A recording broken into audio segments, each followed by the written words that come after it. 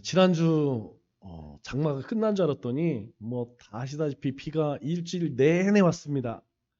우리 청주에는 한 이틀 정도 비가 좀 많이 온 것 같아요. 그것도 밤에. 그래서 우리 교회에도 좀 비가 좀 샜어요. 한 세 바가지 정도 퍼냈는데 뭐 그건 다른 지역에 비하면 세 발의 피죠. 저도 예산, 부여, 광주 이쪽에 보니까 비가 얼마나 많이 왔는지 집에 그냥 집이 뭐 잠길 만큼 그렇게 많이 오고 상가들은 물에 잠기게 되면 장사가 어려워요. 냄새도 많이 나고 뭐 가전제품은 다 버릴 수밖에 없죠. 그리고 어제 우리 목장 예배를 드렸죠. 다행히 비가 많이 안 와서 너무나 다행스러웠는데 토요일이다 보니까 좀 바빠서 뉴스를 보지 못했는데 오늘 아침에 제가 뉴스를 보다가 깜짝 놀랐습니다. 어떤 뉴스냐? 김정한 목사님과 이영훈 목사님이 압수수색을 당했대요. 어, 이분들이 어떤 분이냐? 지금 살아계신 원로 목사님 가운데 우리 김정한 목사님이 가장 존경을 받죠. 침례교 목사님이죠. 또 우리나라 최고 대형 교회죠. 가장 많이 모이는 교회가 가장 큰 교회가 여의도 순복음교회입니다. 주일에 40만 명 정도 모인대요. 4만 명이 아니에요. 그래서 2등부터 10등까지 다 합해도 이 수금보험교회 모이는 걸 못 쫓아간다고 그래요. 그런데 그게 문제가 아니라 그 이전에 어떤 일이 있었냐면 작년 12.7 연합예배를 주도했던 세기록교회 손보현 목사님이 압수수색을 당했어요. 뭐 잘못을 했으면 당연히 거기에 대한 조사를 받고 죗값을 치러야 되죠. 그런데 제가 관심 있게 보는 거는 그게 아닙니다. 침례교를 대표하는 목사님, 순복음을 대표하는 목사님, 세계력교회는 고신측이죠. 장로교 가운데에서 가장 보수적이다라고 하는 고신측 목사님입니다. 다시 이야기해서 이 보수 교단의 대표적인 목사님들이 압수수색을 당했다는 것이죠. 그러면 그렇지 않은 사람들은 누구냐? 동일하게 다른 교단에도 많이 큰 교회들이 있죠. 그런데 전혀 언급이 되지 않아요. 우리가 흔히 이야기하는 자유주의 신학을 따르는 그런 교단과 그런 목사님들이죠. 유독 보수 교단의 목사님들이 압수수색을 받았다는 것이죠. 그래서 이것에 대해서 뭐라고 평가를 하느냐? 종교 탄압을 합법의 탈을 쓴 종교 탄압의 신호탄 이렇게 표현을 했더라고요. 왜냐? 이례적입니다. 이런 적이 없어요. 그런데 왜 갑자기 이런 일이 일어났느냐? 제가 다른 뉴스를 보니까 지난 14일이죠. 14일에 불교계에서 시국 선언을 했습니다. 뭘 했느냐? 첫째는 법치주의가 무너지고 있다. 둘째는 자유민주주의 질서가 파괴되고 있다라고 하면서 이제는 행동해야 할 때 이게 심상치가 않죠. 왜냐? 이 종교계에서 첫 번째가 기독교인데 신앙이 있는 종교 생활을 하는 사람의 45%가 기독교이고 38%가 불교계입니다. 그리고 18%가 천주교죠. 그런데 천주교에 대해서는 전혀 그런 언급도 없죠. 문제는 무엇이냐? 우리가 항상 기억해야 할 것이 이 기독교의 최대의 적, 기독교를 최대의 적으로 여기는 사람들이 누구냐? 이것은 공산주의입니다. 공산주의의 최대의 적이 기독교예요. 이것은 역사가 증명하고 있죠. 우리나라 역사만 봐도 우리가 잘 알 수 있습니다. 세계의 역사와 마찬가지죠. 우리나라에서는 이 공산주의를 특이하게 불러요. 뭐라고 부르느냐? 사회주의, 진보 또는 좌파. 굉장히 뭔가 열린 사람들처럼 표현을 하는데 실상은 공산주의입니다. 특별히 우리나라 공산주의는 무엇을 기초로 하고 있느냐? 우리가 흔히 이야기하는 주사파를 기초로 하고 있어요. 주사파가 뭐냐? 주사파는 주체사상파입니다. 주체사상은 뭐냐? 김일성주의. 아, 그래서 우리는 이 시대의 흐름을 잘 읽을 수가 있어야 돼요. 왜냐? 원칙과 기준은 아주 중요합니다. 원칙과 기준은 아주 중요해요. 그런데 누가 원칙과 기준을 바꾸는지를 잘 볼 수 있어야 됩니다. 원칙과 기준을 바꾸는 이유가 있겠죠. 우리 프랑스에서 식사를 할 때 대부분 와인을 곁들여 먹기 때문에 음주 단속이 유명무실하다고 그래요. 왜냐하면 대부분 유럽권에서는 이 술 한 잔만 마셔도 우리나라보다 훨씬 더 엄격하게 처벌을 합니다. 단속을 합니다. 그런데 프랑스에서는 이 음주 단속에 걸리게 되면 저기 와인을 마셨습니다. 그러면 그냥 거의 뭐 대충 넘어간대요. 왜 그러냐면 너무나 많은 사람들이 일상생활에서 와인을 마시기 때문에 이 음주 단속을 심하게 하게 되면 와인을 안 먹겠죠? 안 먹으면 일단 식당들이 어려워지고 또 와인을 만드는 농부들이 큰 타격을 입기 때문에 그냥 알면서도 그냥 대충 넘어간다고 그래요. 근데 놀라운 것은 러시아에서는 2000년 초반까지만 해도 5도 이하의 술은 초등학생, 중학생도 마셨대요. 5도 정도면 어떻게 되느냐? 뭐 우리는 안 드시니까 잘 모르겠지만 맥주가 4에서 5도라고 합니다. 막걸리가 몇 도인지 아세요? 6도래요. 그러니까 러시아에서는 막걸리나 맥주 정도는 그냥 애들도 마셔. 왜냐하면 워낙 독한 술을 마시다 보니까 이 맥주 정도는 애들도 마실 수 있다. 이런 사회적 분위기 때문이라는 것이죠. 중국의 한 인터넷 사이트에서는 자 있죠? 자하고 줄자. 이것을 주문하는 사람 원하는 대로 그렇게 주문을 할 수 있대요. 여러분 자나 이 줄자는 딱 정해져 있잖아요. 규격이 있습니다. 이건 마음으로 늘리거나 줄일 수 없는 것이죠. 그런데 주문하는 사람이 조금 좁게 해주세요. 조금 넓게 해주세요. 그러면 그거 원하는 대로 그렇게 이 자를 만들어 준대요. 문제는 무엇이냐? 여러분 왜 그렇겠습니까? 어떤 불법을 저지르려고 하는 거겠죠. 자기 이익을 극대화하기 위해서 이 기준을 바꾸는 거예요. 원칙을 바꾸는 것입니다. 그리고 더 놀라운 것은 그러한 것을 당당하게 팔고 있대요. 놀랍지 않습니까?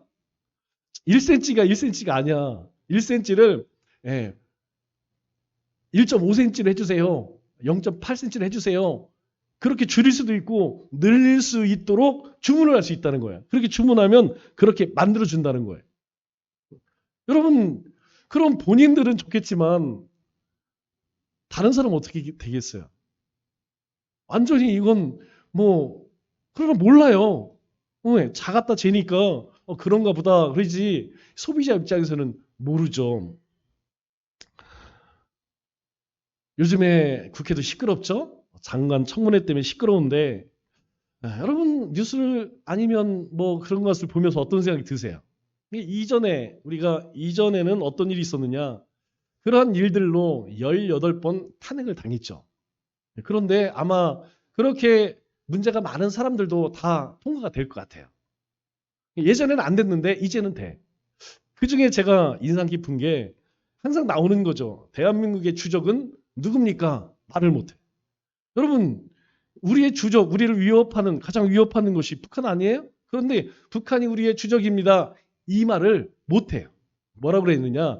우리나라를 위협하는 존재가 주적입니다. 그런데 그게 북한이라는 말을 못해. 왜 그럴까요? 주사파이니까 못하죠. 우리가 이런 것을 보면서 한 나라와 사회 그리고 개인의 생각 그리고 이 신념이 모두 다르기 때문에 세상에 진리가 존재할 수 있을까요? 없다는 것이죠. 우리가 기억할 것은 이 세상에는 변치 않는 진리가 있을 수 없다는 것입니다. 그래서 우리는 세상의 잣대와 기준이 아닌 하나님의 말씀이 가르치는 그 잣대와 기준을 따라 살아야 한다는 것이죠. 그래야만 우리의 신앙이 믿음이 흔들리지 않고 우리의 믿음의 경주를 온전히 할 수 있다는 것입니다. 여러분 큐티 하세요? 우리가 이 말에 다 동의합니다. 그러나 실제적으로 여러분 큐티 하셨어요? 혹시 말기 참매 하십니까? 아니면 큐티도 안 하고 말기 참매도 안 하십니까? 분명히 여러분 기억하셔야 돼요.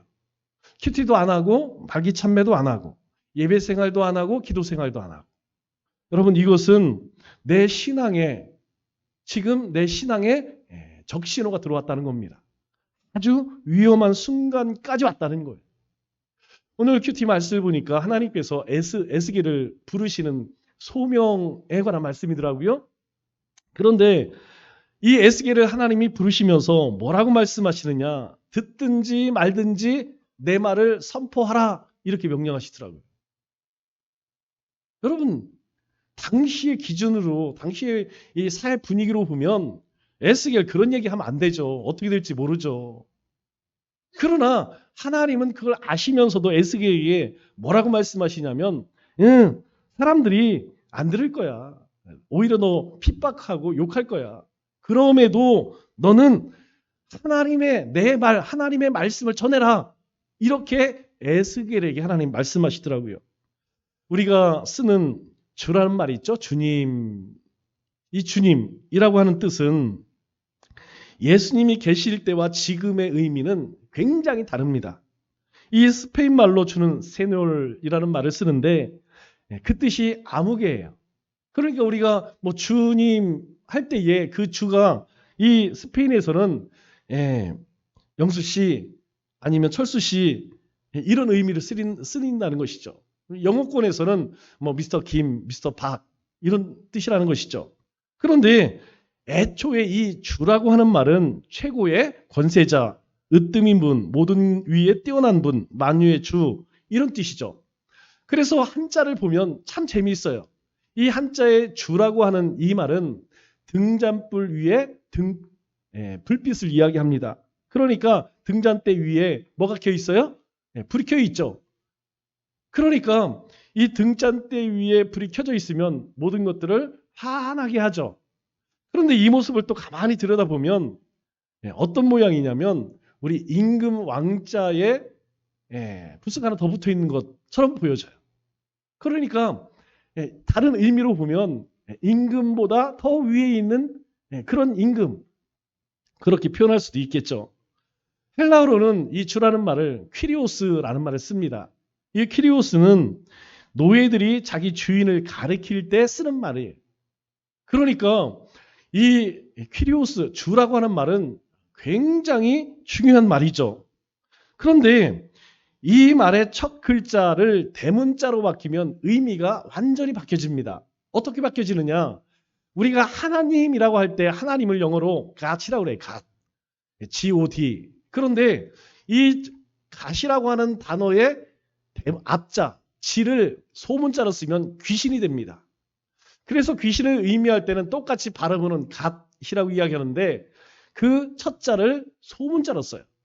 그런데 그 갓이라고 할 지자에 이 지를 대문자로 바뀌면 뭘로 바뀝니까? 하나님으로 바뀌어요. 그러니까 이 퀴리오스라는 말도 동일하게 이 K자를 대문자로 바뀌게 되면 어떤 의미로 바뀌냐? 로마 제국을 통틀어서 오직 한 사람을 가리킨 말이 됩니다. 그게 누구냐? 바로 로마 황제 가이사가 되는 것이죠. 당시 공무원과 군인들은 거리에서 만나면 이렇게 인사를 했대요. 가이사가 주님입니다. 이게 인사예요.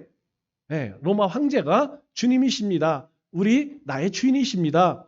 그러면 상대방은 예 맞습니다. 가이사가 주님입니다. 이렇게 서로 인사를 나눴다고 그래요. 그런데 그리스도인들의 인사는 달랐습니다. 어떻게 달랐느냐? 누군가 와서 가이사가 주님입니다. 그러면 그리스도인들은 아니요, 예수 그리스도가 주님입니다. 라고 대답을 했대요. 그러니까 이 그리스도인들이 당시에 초대교회의 성도들이 당연히 공경에 처할 수밖에 없는 것이죠. 왜 그러느냐? 그 말의 의미에는 두 가지 의미가 있는데, 첫째는 그리스도인들이 다른 권세에 복종하고 있다는 것이죠. 이 황제, 가이사에게, 로마 황제에게 복종하는 것이 아니고 예수님께 복종한다라는 의미이고, 또 한 가지는 그들의 삶이 황제보다 예수 그리스도께 더 비중을 두고 산다는 것이죠. 황제의 은혜로 사는 것이 아니고 예수 믿는 그리스도인들은 하나님의 은혜로 산다는 거예요. 그러니까 이 황제가 그리스도인에게는 별 존재가 아니라는 것입니다.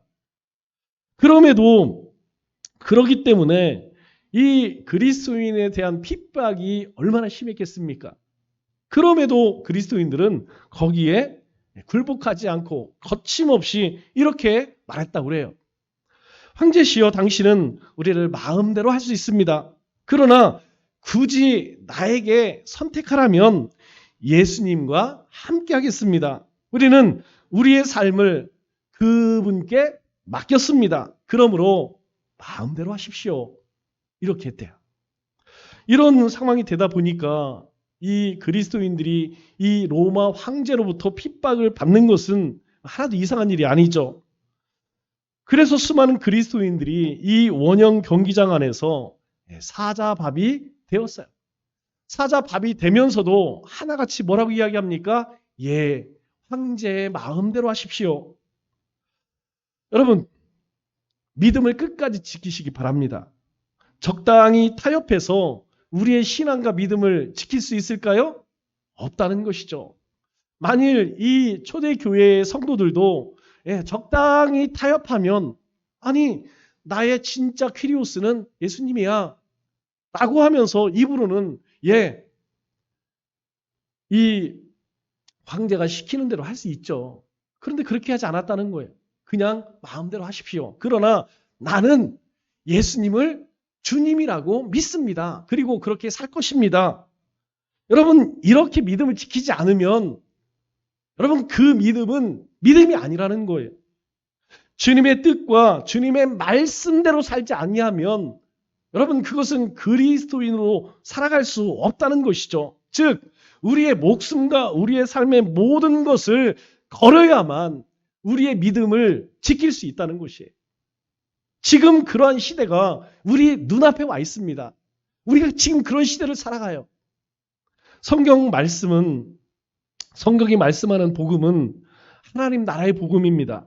하나님 나라는 예수님이 왕이시오, 주님이시오, 대주제이신 나라이죠. 즉, 예수님이 이 하나님 나라의 중심이라는 것입니다. 많은 사람들이 예수님은 하나님의 아들입니다 믿어요. 그런데 예수님이 하나님이십니다. 이게 잘 안 믿으려고 그래요. 여러분, 예수님은 하나님이세요. 하나님의 아들로서 이 땅에 사람으로 오신 것이지 그분이 사람이 아니라는 것이죠. 하나님 나라의 복음은 예수 그리스도의 복음입니다. 그러나 최근 우리는 사도 바울이 경고한 대로 다른 복음, 인간 중심의 복음, 인간적인 복음을 듣고 있습니다. 우리가 흔히 이 복음을 뭐라고 이야기해요? 싸구려 복음이라고 이야기를 하죠. 대량으로 살포되는 가짜 복음이라고 이야기합니다. 우리는 이렇게 외칠 때 답 많습니다. 여러분, 만일 여러분이 예수님을 믿으면 이러한 복을 받고 저러한 복을 받고, 그러나 우리가 이 말을 가만히 생각해 보면 사실 이 말부터 문제예요.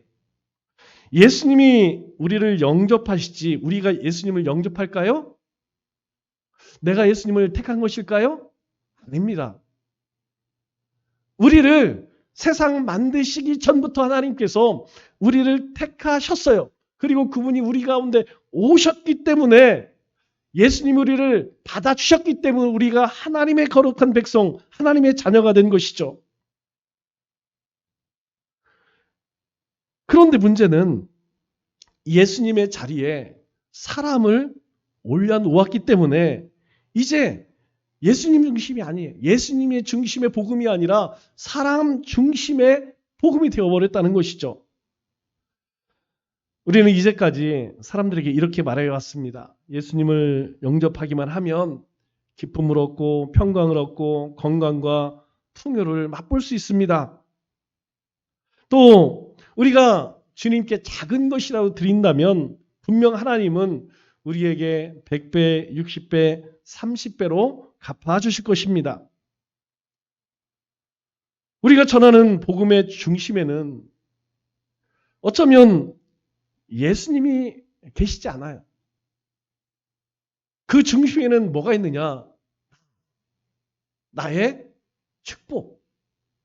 그래서 오늘 46절과 47절에 우리에게 이렇게 말씀하십니다. 너희가 나를 주여 주여 하면서도 내가 말하는 것을 행하지 아니하느냐. 주님이라고 이야기한다고 말합니다. 주가 그리스도요 살아계신 하나님의 아들이십니다. 분명히 말해요. 그런데 어찌하여 주님이 말씀하시는 것은 행하지 않느냐? 그러면 그런 생각을 해요. 그렇지 않은데 우리는 주님 말씀하신 대로 예배도 드리고 기도도 하고 복음도 전하는데 과연 그럴까요? 참 불편한 이야기예요. 참 불편한 이야기입니다. 우리 예배를 한번 들여다볼까요? 우리 예배를 한번 들여다보면 상당히 인간 중심적으로 바뀌어진 것을 보게 되죠. 처음에 우리는 일어서서 찬송을 부릅니다. 그러나 사람들이 피곤해 할까봐 곧장 앉아버리죠. 여러분, 말씀을 우리가 읽기까지는 초기에는 다 서서 들었어요. 왜? 하나님이 주시는 것이기 때문에 당연히 여러분 우리가 어른들이 뭘 줄 때에 한 손으로 받습니까? 한 손으로 받을 수 있지만 그렇게 받으면 가정교육 못 받은 사람이 있죠. 예의가 없는 것이죠. 두 손으로 받습니다. 우리가 하나님으로부터 무언가 받을 때에는 앉아서 받을 수 없다. 그래서 말씀을 듣기까지, 말씀을 봉독할 때까지는 서 있었어요. 그러다가 이제 줄어듭니다. 그러다가 이제는 아예 없어졌어요. 제가 작년에 발행된 우리 교단이에요. 예배 모범을 보고 깜짝 놀랐습니다. 작년 전까지, 2004년 전까지는 일어서서 하시오 표가 있었습니다. 그런데 작년에 발행된 예배 부분을 보니까 상황에 따라 조정하십시오 이렇게 바뀌었어요. 상황에 따라 하나님께 드리는 예배를 상황에 따라 설 수도 있고 앉을 수도 있고 그냥 편하게 드리라는 거예요. 목마르면 음료수 커피 갖다 놓고 마시고 더우면 부채질도 하고 날이 30도 36도 되면 반바지 반팔 입고 편안하게 드릴 수 있다는 거예요. 이제는 모든 순서가 사람들이 지루할까 봐 1시간 안에 끝내야 됩니다. 1시간 지나면 벌써 짜증을 내요. 이제 예배도 주님은 주인공이 아니라 들러리고 청중이 주인공이 된 그런 시대가 돼버렸어요. 그러면 기도는 어떨까요? 우리는 기도할 때 주님을 위하여라고 하지만 그 내면에는 자신만 생각합니다. 하나님 부흥케 해주세요. 왜 부흥케 해야 될까요? 부흥의 목적이 하나님께 있는 것이 아닙니다. 하나님 축복해 주세요. 그 축복이 하나님의 일을 하기 위함이 아니에요. 하나님 응답해 주세요. 그 응답의 목적이 하나님의 나라의 일이 이 땅에 이루어지는 것이 아닙니다. 우리는 이 기도를 마치 알라딘의 램프처럼 생각해요. 램프만 흔들면 원하는 모든 것을 다 얻을 수 있다고 생각을 하죠. 공산주의의 혁명가 칼 마르크스, 유명한 사람이죠. 공산주의의 혁명가입니다. 희철학 볼 수가 있죠. 그 사람이 어떤 이야기 했습니까? 종교는 대중의 아편이다. 이런 말을 했어요. 왜 이런 말을 했을까요? 바로 사람들이 믿는 그 복음이 사람들의 삶 속에 일종의 탈출구가 될 수 있다는 것이죠. 이미 칼 마르크스는 그 당시에 1800년대 1800년대에 신앙생활하는 사람들의 삶의 모습을 보면서 야, 이것은 이 종교는 얼마든지 아편이 될 수 있구나. 사람들의 탈출구가 될 수 있구나. 그것을 간파한 것이죠. 그러나 예수님은 아편입니까? 예수님은 아편이 아닙니다. 예수님은 주님이세요. 우리는 예수님께 나와서 우리 자신을 주님께 드리고 또 주님이 말씀하실 때 주님이 원하시는 것을 우리가 충족시켜야 합니다. 순종해야 한다는 것이죠. 주님께서 내 뜻대로 움직이실 것이 아니라 우리가 주님의 뜻대로 살아야 한다는 것이죠. 그러나 우리 기도 속에는 여러분 무엇이 있습니까? 우리에게, 우리는, 나는, 나에게, 이게 우리의 기도의 일색이에요. 이 몇 마디 말을 우리가 문제 삼자는 것이 아닙니다. 우리 안에 숨어 있는, 우리 안에 뿌리 박혀 있는 이 무서운 인본적인 태도를 이야기하는 것이에요. 사람 중심인, 나 중심인 신앙을 얘기하는 것입니다. 우리 신앙은요, 내 중심이 될 수 없어요. 인간 중심이 될 수 없습니다. 언제나 하나님 중심이고 신본주의가 되어야 한다는 거예요. 그러면 전도는 어떨까요? 우리는 전도의 동기조차 너무나 인간적이죠. 저도 많이 쓰는 말이에요. 불쌍한 영혼들에게 가서 그들을 구하자. 우리가 자주 하는 말이죠. 뭐가 문제일까요? 진짜 문제는 예수님을 위해서가 아니라 잃어버린 영혼을 위해서 전도한다는 거예요. 여러분 왜 전도합니까? 우리가 왜 예배하고 왜 기도합니까? 나 때문에 합니까? 아니에요. 나를 구원하신 하나님 때문에 하는, 하나님께서 우리를 위해서 예수님을 보내주셨기 때문에 그 예수님을 전하는 것이죠. 더 문제는 그것조차도 안 하는 사람이 부지기수라는 거예요. 이런 전도가 약해 보일 수는 있습니다. 하지만 엄격히 이야기하면 틀린 거예요. 왜냐하면 모든 것은 예수님 때문에 해야 합니다. 우리의 삶의 모든 일들은 예수님 때문에 하는 거예요. 왜 청소해요? 예수님 때문에. 왜 밥합니까? 예수님 때문에. 왜 헌신하고 왜 물질 드리고 왜 우리의 삶을 주님께 드립니까? 예수님 때문에. 그분이 나에게 영원한 생명 주셨기 때문에, 나를 하나님의 자녀로 삼아 주셨기 때문에, 그 생명이 내 안에 있기 때문에 우리는 기꺼이 하는 것입니다. 우리는 하나님께 예수님이 주님이십니다 라고 말씀하기 때문에 우리는 예수 그리스도를 전해야 되는 거예요. 어제도 말씀드렸죠? 우리 교회에서 제일 중요한 사람이 누굽니까? 목사입니까? 중직입니까? 아니면 초신자입니까? 아니에요. 교회 안에 가장 중요한 존재는 누구냐? 바로 여기 벽에 붙어 있는 이 사람들이에요. 하나님께서 애타게 찾으시는 이 사람들을 위해서 예수님이 십자가를 지신 거예요.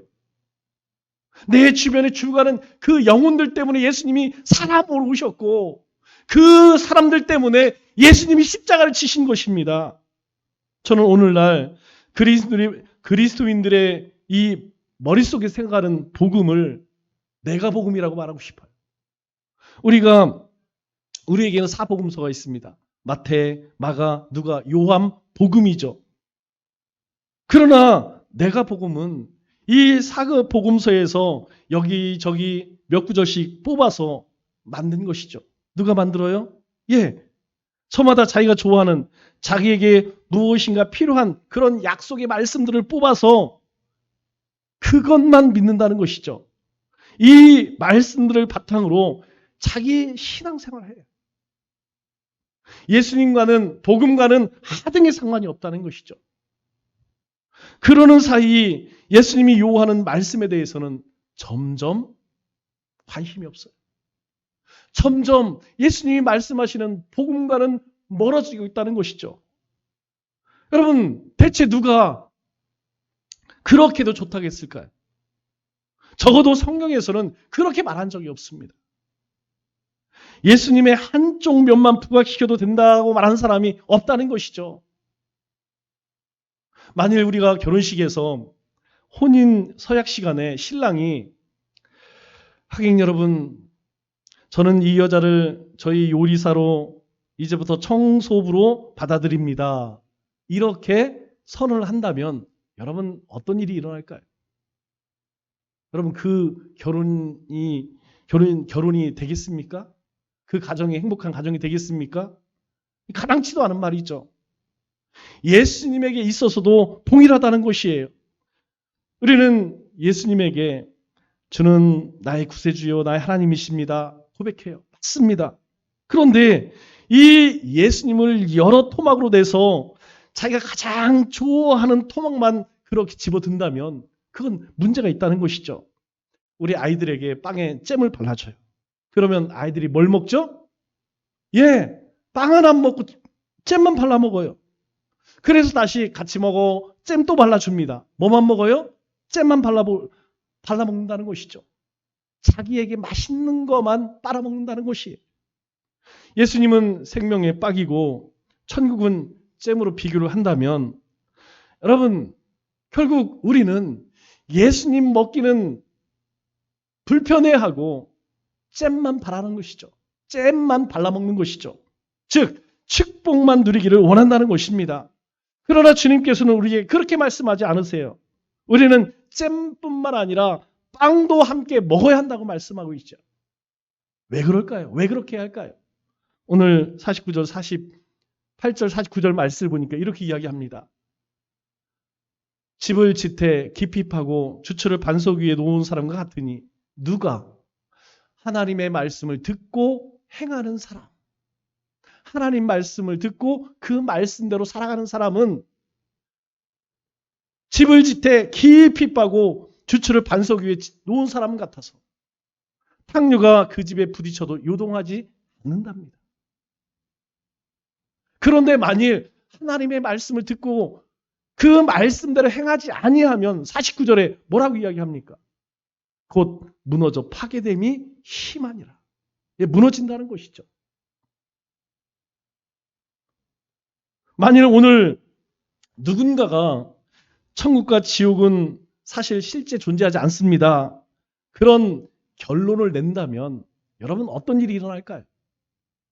아주 유명한 신학자들이 천국과 지옥은 우리가 성경을 가만히 연구해 보니까 없습니다. 그렇게 결론이 났다면 여러분 어떤 일이 일어날까요? 아마도 많은 사람들이 교회를 떠날 것입니다. 왜 그럴까요? 천국과 지옥이 없는데 왜 예수를 믿어? 이런 사람들은 잼만 먹는 사람들이죠. 자기 이익을 위해서 또는 복을 받고 또 지옥에 떨어지지 않기 위해 오직 천국에 가기 위해서만 교회에 나오고 예수님을 믿는다는 것이죠. 여러분 이런 사람이 바로 내가 복음을 믿는 사람들이에요. 우리의 구원과 축복과 영생은 바로 예수 그리스도에게서 시작되었습니다. 신앙의 중심은 내가 아니라 예수 그리스도라는 것이에요. 그러므로 내가 생각하는 말씀만 쫓을 것이 아니라 주님이 말씀하시는 그 말씀의 귀를 기울여야 한다는 것이죠. 이 한 주 우리를 죄에서 구원하신 하나님의 크고 놀라운 은혜에 감사와 찬송을 드리고 또 하나님의 뜻을 쫓아 하나님의 영광을 위해 살아가는 우리 믿음의 권속들 다 되시기를 주님의 이름으로 축원합니다.